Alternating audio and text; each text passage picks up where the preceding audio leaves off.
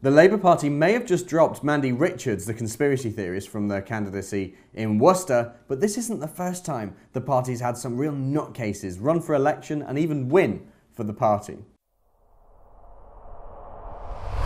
This week, the Labour Party dropped Mandy Richards as their candidate for Worcester, which is a key swing seat in the next general election. It came out that Mandy's actually just some mental conspiracy theorist. I mean, I know Labour's not exactly got a great track record of people in their party being upstanding citizens, but this one's a real corker. She seemed to question the Manchester bombing, which is pretty gross, asking why there were no images of the bomb damage following the attack.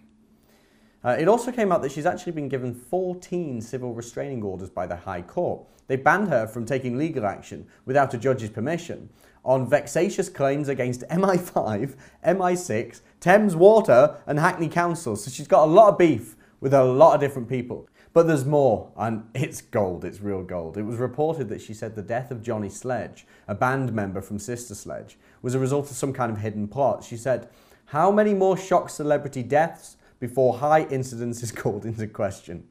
Okay, so celebrities don't die of natural causes, obviously. It's also reported that she said, "The concept of the movie Inception begs the question of how many dream manipulation used to induce behavior in military or potential terror attackers say." What? What? What does this mean?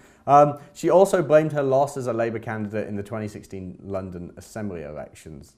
Yeah, so she lost and she blamed it on a conspiracy between the Labour group Progress and the returning officer. How did they not catch this woman sooner? How did they not catch her sooner? Clearly she's off her rocker. But she's not, as I say, she's not the first person they've had. So I just want to run through 5 of my favourites, my favourite nutcases in the Labour Party. So first off, there's the story of Simon Parkes. He's a Labour councillor who says his real mother was a 9-foot green alien. Amazing. He says that he was adopted as a baby by a 9-foot tall green alien which explained that she was his real, more important mother. Later, when he was 11, she took him on board with her spacecraft and a deal was struck about contact between the two worlds. Okay. Then there's another. That's not the only alien story. This one, article from Chronicle Live. Whitby councillor claims aliens are influencing President Putin's actions in the Ukraine conflict. And here he is with his drawing. Simon with his drawing of an alien called Mantid. And there are 2 green beings which look like my other mum, but they don't have a purple cloak on. Ah, amazing. They've got some imaginations on them. And it actually enters my mind through my eyes. It sends a message which I feel going down my optic nerve into my brain, and it says, "I'm your real mother. I am your real mother.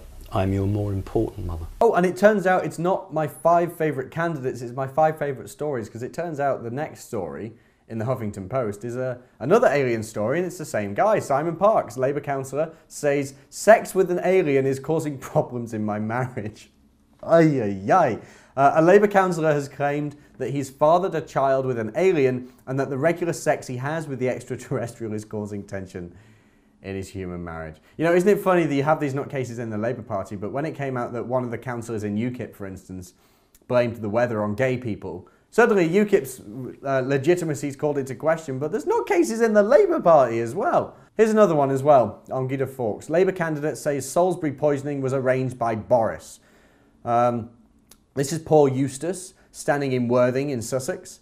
And he says, "After filling Salisbury with soldiers in frightening plastic suits, we discover the deadly nerve agent is not deadly at all. Are KGB assassins so useless they put too much water with it? I think it was arranged by Boris to get attention." Amazing. And finally, in Birmingham Live, we've got a story that says Birmingham Labour candidate apologises after saying no proof that ISIS exists.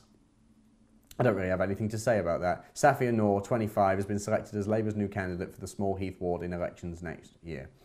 So isn't it incredible? The hypocrisy, by the way. As I say, when anyone from another party, a right-wing party, says anything crazy, the whole party's legitimacy is called into question. But the Labour Party is littered with stuff like this, by the way. And it's not all funny. Some of it's really terrible. The Labour Party is littered with Islamists, ISIS supporters, and general extremists, communists, socialists, nasty folk with some nasty ideas. And yet they dare to call the legitimacy of other parties into question. Just something to think about. Hope you enjoyed it.